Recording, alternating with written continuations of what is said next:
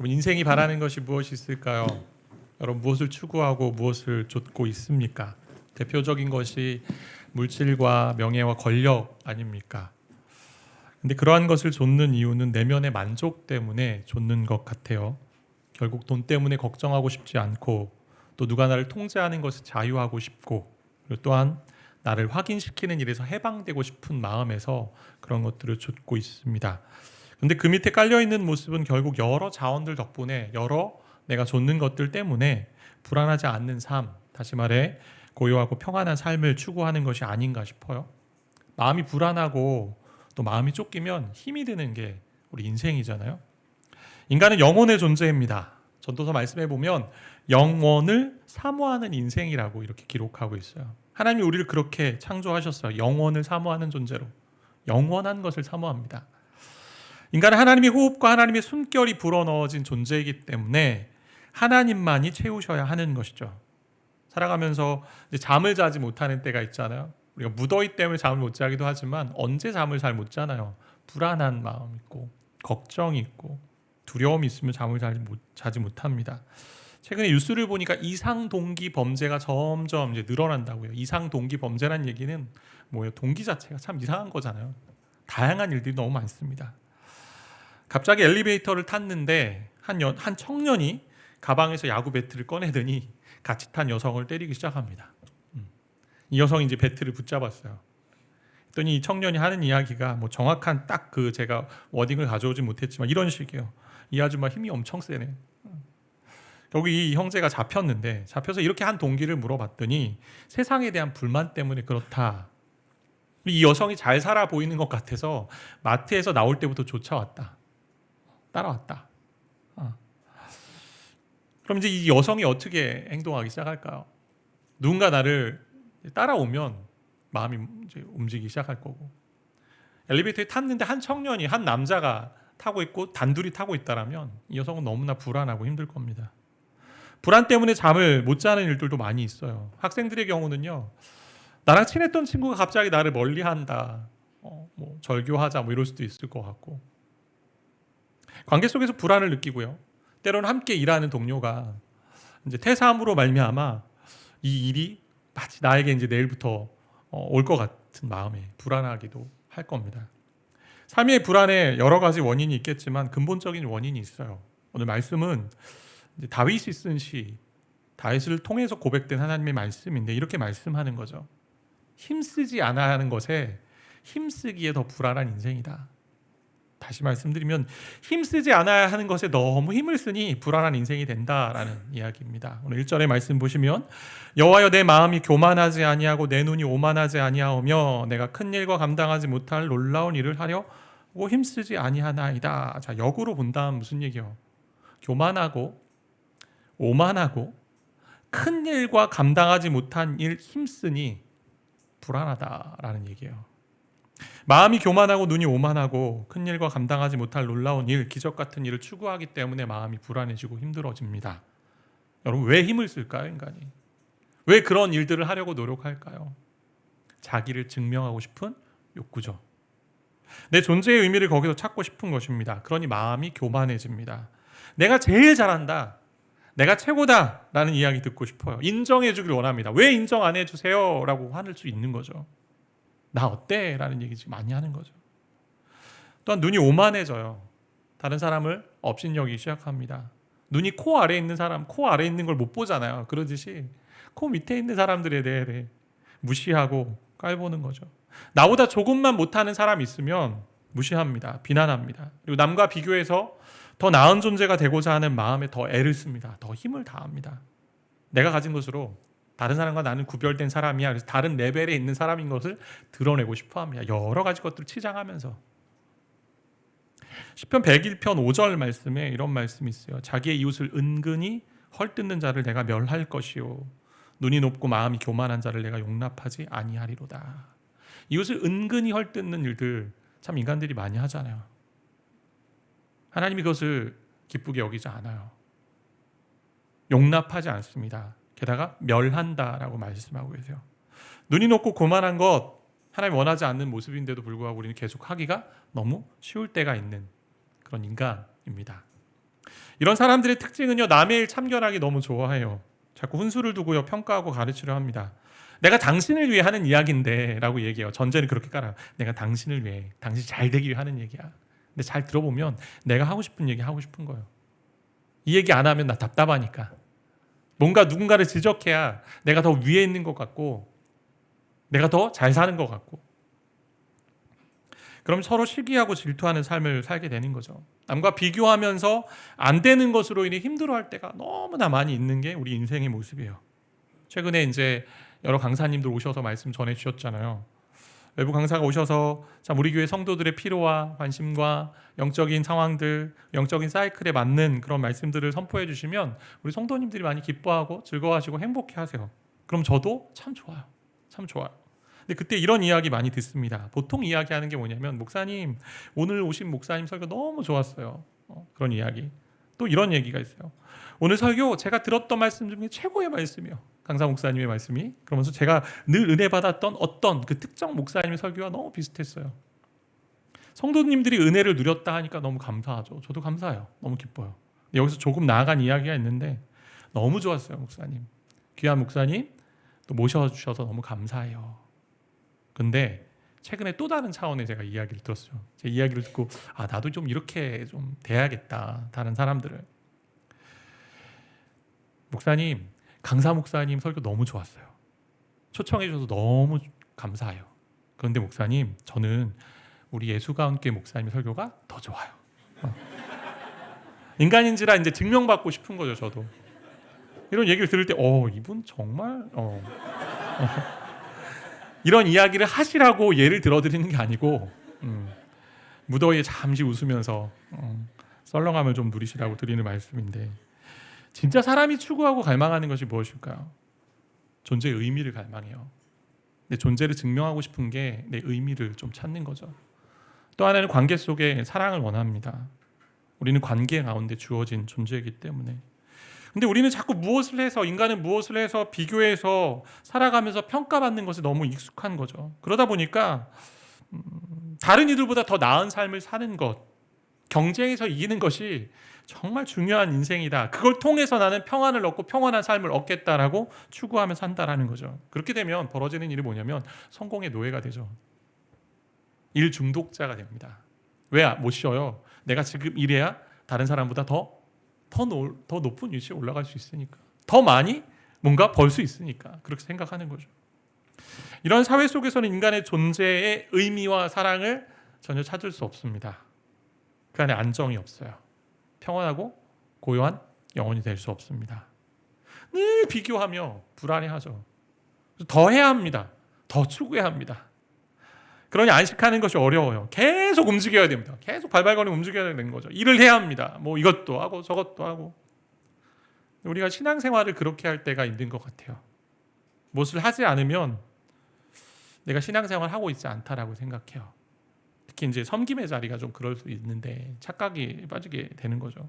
분명 영적인 좋은 습관들이 필요합니다. 하나님을 만나기 위해 예배하고 기도하고 교제하고 말씀을 또 보고 묵상하는, 육신의 존재인지라 본성에 따라 행하니까 자꾸 약한 쪽으로 흘러가잖아요. 그러니 게으름으로 가고 잘 안 하니 시간을 정해서 하나님을 만나야 되고, 또 주일 이렇게 와서 예배하기도 해야 되고, 또 하나님의 말씀을 들어야 되고, 때로는 섬김의 자리도 봉사의 자리도 가야 되는데, 그런데 무엇을 해서 얻을 수 있는 영혼의 고요함, 영혼의 평온함이라고 오늘 말씀은 이야기하고 있지 않아요.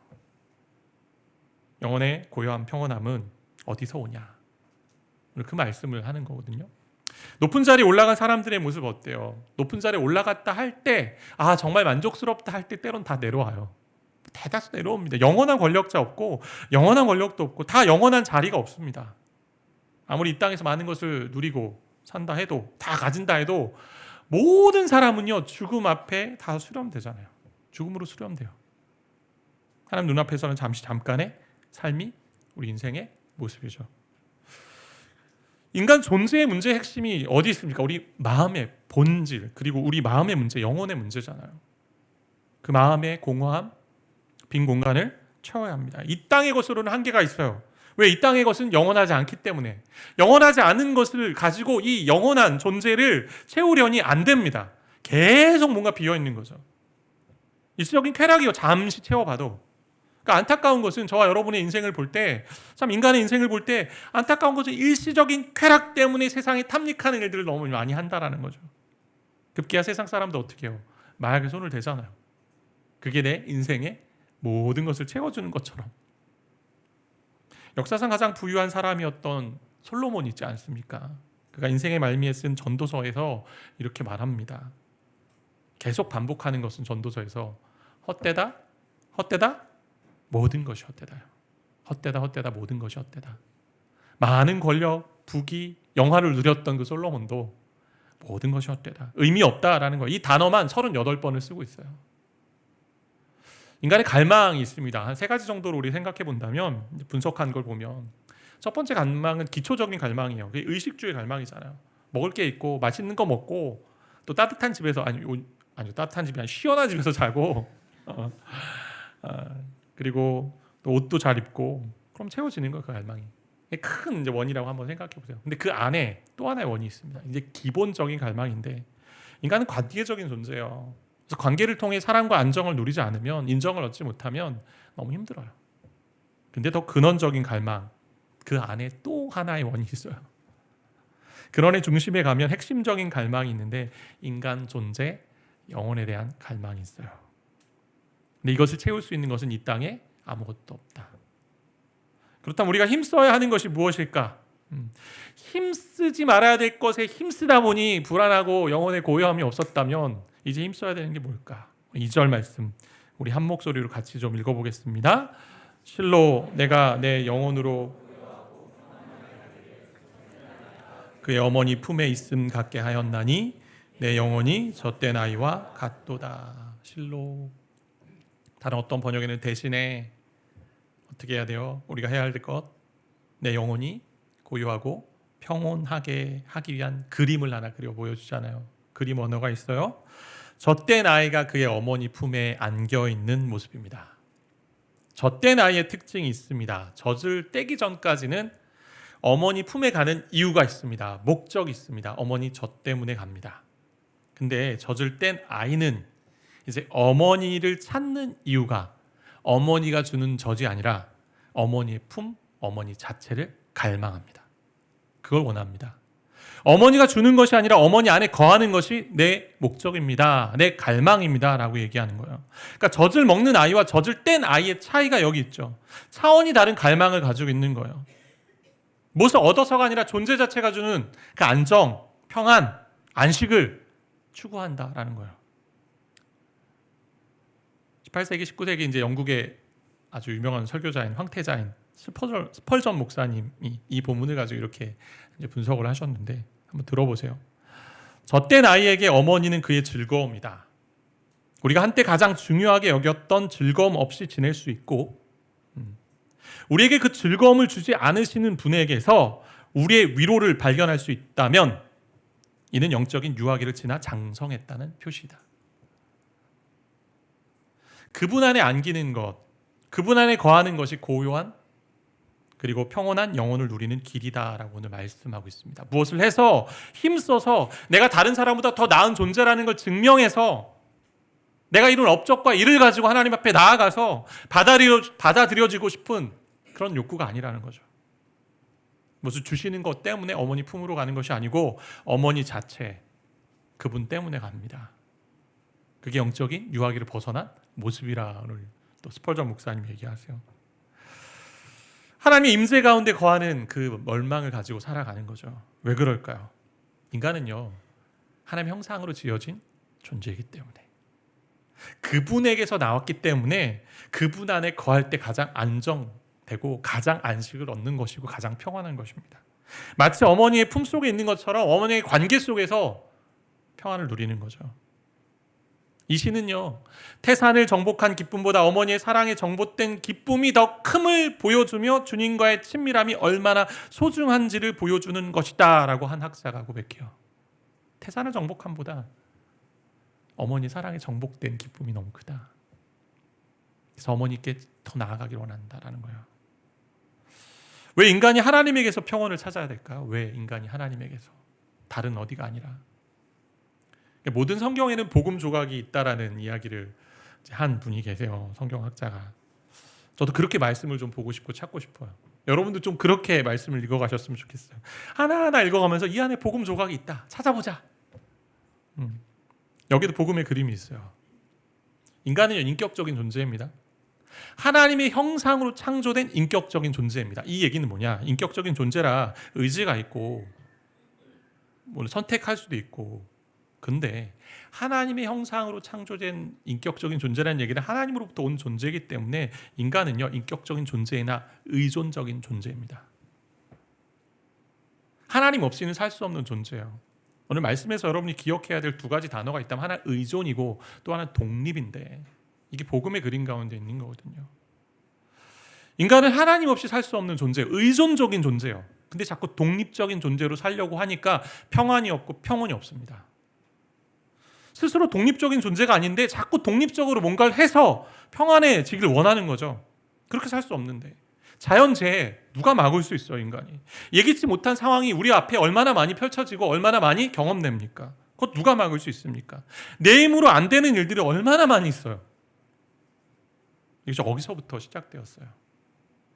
아담과 하와가 죄를 짓고 하나님을 떠나 스스로 독립 선언한 데에서부터 온 거잖아요. 그로 말미암아 죄로 말미암아 사망이 왔고, 우리가 죽음에 가는 그 길목에 지금 벌어지는 모든 것들이 우리 앞에 펼쳐져 있는 그런 고난과 아픔과 질병과 어려움들. 결국 인간은요, 독립과 의존의 싸움 가운데 있는 거예요. 신앙의 싸움이고요. 독립적인 존재로 살 것인가, 의존적인 존재로 살 것인가. 인간이 이것저것에 힘을 쓰며 평안과 고요한 상태를 위해 애를 쓰는 것은 왜 그래요? 오늘 본문의 말씀처럼, 1절의 말씀처럼 마음이 교만하기 때문에. 교만이 뭡니까? 하나님 없이도 살 수 있다라는 거예요. 자기 독립 선언이죠.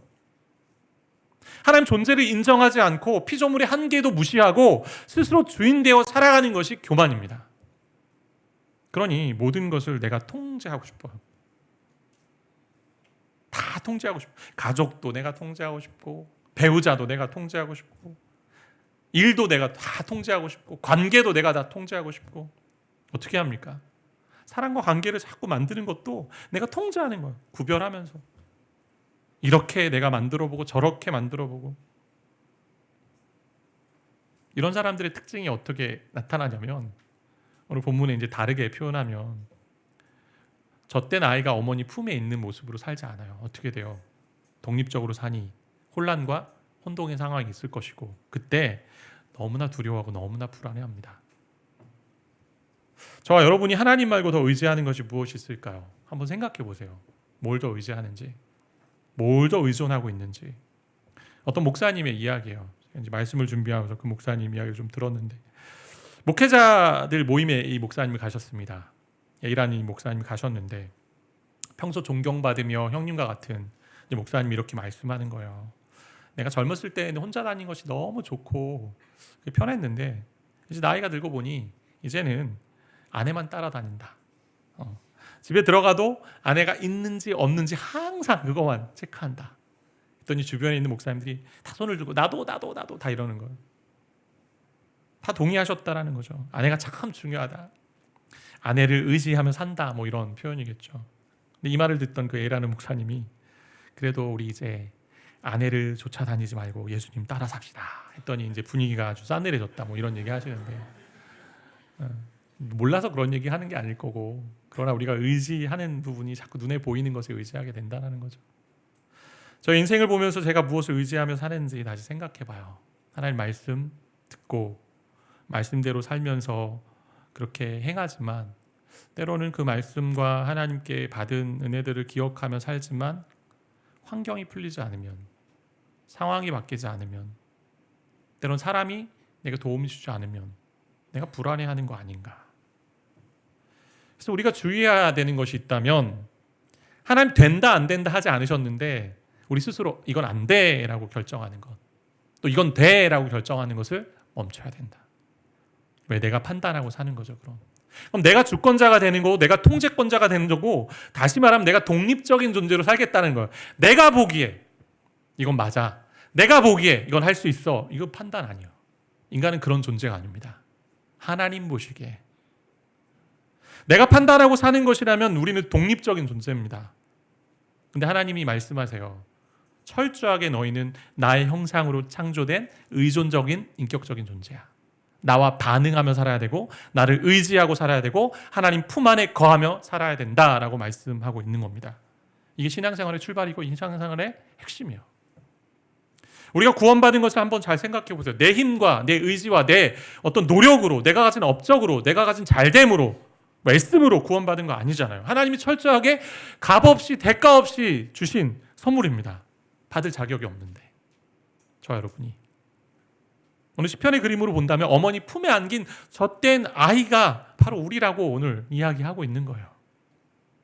이런 하나님과의 거함, 하나님의 임재를 갈망하는 것이 우리의 사모함이 되어야 된다라고 오늘 본문을 말씀하고 있는 겁니다. 그러니까 다윗이 어때요? 3절에서 이미 내가 누린 이 하나님 안에서의 평안한 삶을 이스라엘 백성도 다 누리기를 원하는 마음에 3절에서 이야기하는 거죠.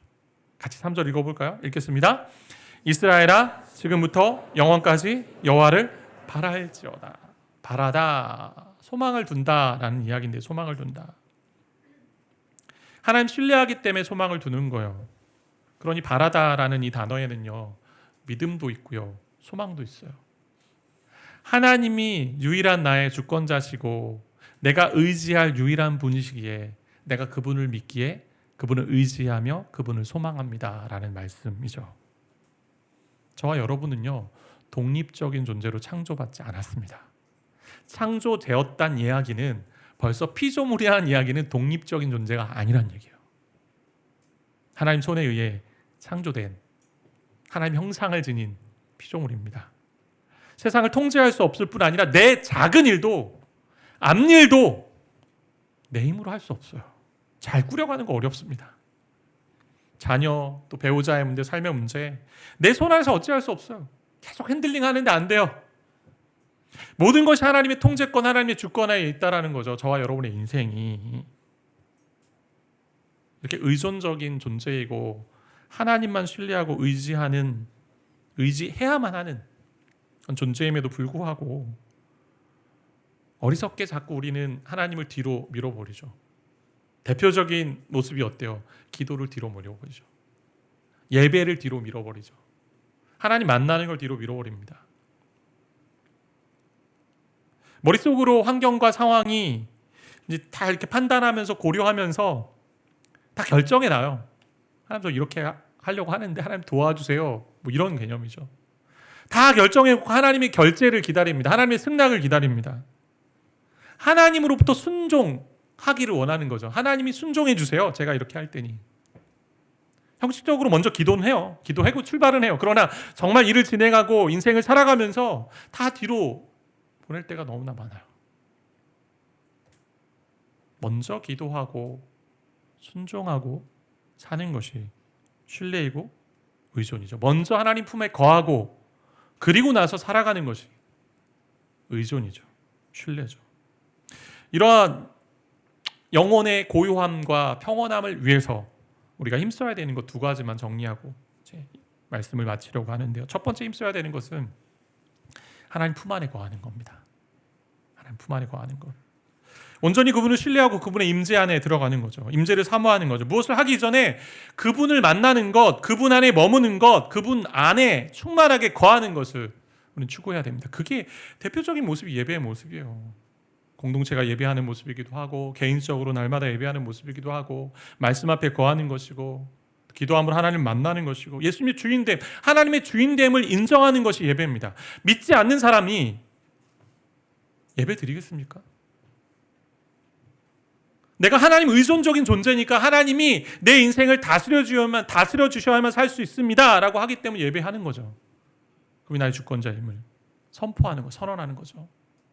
도와달라고. 내 독립적으로 살 수 없으니. 아이가 젖대는 것을 한번 생각해 보세요. 아이의 입장에서 한번 생각해 볼 때 이게 엄청난 고통이 있고 아픔이 있어요. 이 아이에게는 거의 죽은 것 같은 상황인 거예요. 어머니들의 입장에서도 이게 쉽진 않은 것 같아요. 어머니들 아마 잘 아실 것 같은데, 아이를 키워보시는 우리 어머니들, 젖을 때려 할 때 아이가 소리치며 애처롭게 울 겁니다. 반항할 겁니다. 아이는 어머니가 너무 매정하다 생각할 거예요. 그 작은 아이가 겉보기에 잔인해 보이는 행동의 이 진실을, 이 왜 하는지를 모를 겁니다.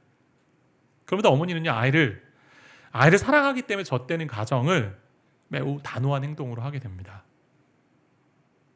아이는 보채죠. 닭독 같은 눈물을 흘리죠. 어머니도 그 모습을 보고 눈물을 또 동일하게 흘리게 될 거예요. 하지만 젖은 떼야 되기 때문에, 계속 젖만 먹고 살 수는 없잖아요. 젖은 떼야 되기 때문에 측은한 마음이 들어도 그것들 엄마는 참아내고 하게 됩니다. 그렇게 되면 어떤 일이 벌어져요? 그렇게 젖을 떼고 나면 이전의 만족을 추구하지 않고 이 아이는 젖이 아닌 어머니를 누리게 되는 놀라운 애를 경험하는 거죠. 이런 과정이요, 하나님이 우리에게 하신 과정이에요.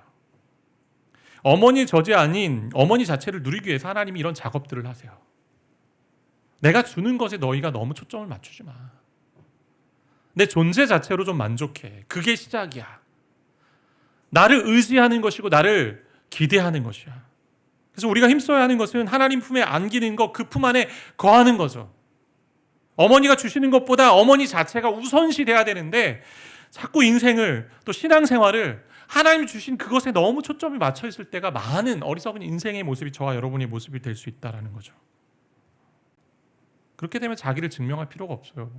하나님 앞에서 하나님, 제가 이렇게 했기 때문에 저를 좀 사랑해 주세요. 그럴 필요 없어요. 하나님, 내가 이렇게 섬겼잖아요. 많은 사람들이 저를 인정해 줘야 되잖아요. 그럴 필요 없다라는 거죠. 우리는요, 내 힘으로 하나님께 영광 드릴 수 있는 존재가 안 됩니다. 무가치한 존재고요, 타락한 존재고요, 무능력한 존재입니다. 이미 하나님은요, 하나님 자신으로 다 영광으로 충만하세요. 삼위 하나님이 서로, 성부 하나님, 성자 하나님, 성령 하나님이 서로 영광을 돌리시고 서로 기뻐하시고 서로 만족하세요.